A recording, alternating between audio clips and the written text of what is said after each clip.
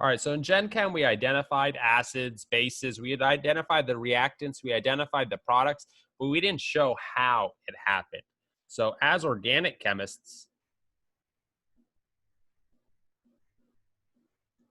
we want to show how a reaction occurs, right? How a reaction occurs. And how this reaction occurs is called a reaction mechanism.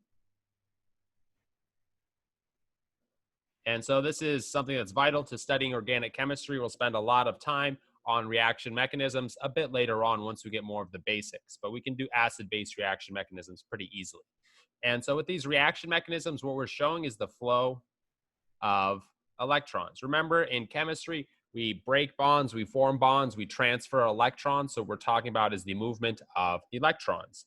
And we show this with arrows. And remember, your arrows, same as your resonance arrows, start at electrons. And so here we have this AH bond where A is just some generic element that's going to be an acid. We're going to add some base to it. So it's going to have some kind of electrons, right? So just some generic base.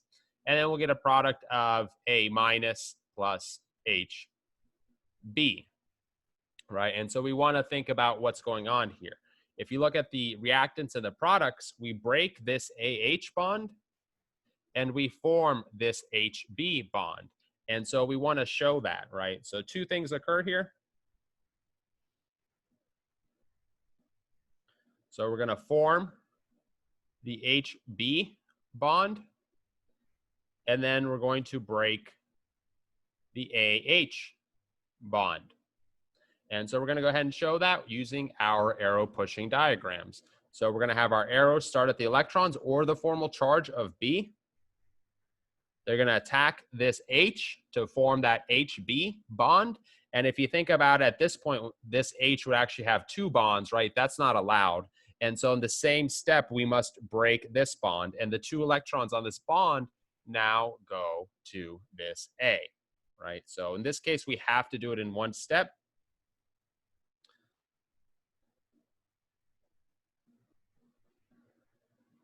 Otherwise,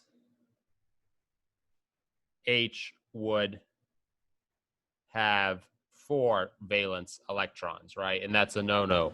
Hydrogen can only have 2 valence electrons or 1 bond, right? So that's just the generic structure. Let's take a look at a different reaction using actual compounds. So we have here what's called a carboxylic acid. We'll learn about that a little bit later on. Add some hydroxide to it to deprotonate and form what's known as an acetate, and some water, right? Showing that bond explicitly this time.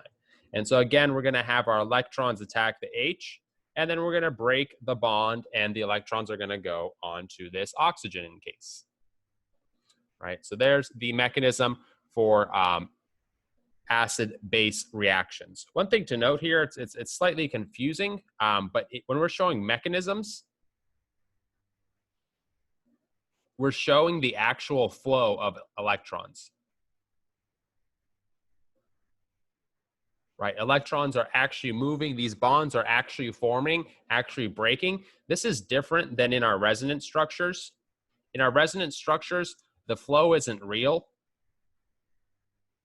It's all theoretical because the real compound is a combination of all these different resonance structures. So these electrons aren't actually moving back and forth. But in this mechanism, they are. So there's a slight difference there. It is a little bit confusing because we use the same kind of arrows for both ideas, but it's not too bad, right? So this is an acid-base reaction, and you can see what we're doing is we're transferring an H+, so it's also called a proton transfer, or capital PT reaction, right, as H+ is transferred, right? So it's proton transfer. Later on, we won't even show these mechanisms. We'll just write PT for proton transfer. But for now, we want to show these mechanisms explicitly. So get good and do some practice at mechanisms.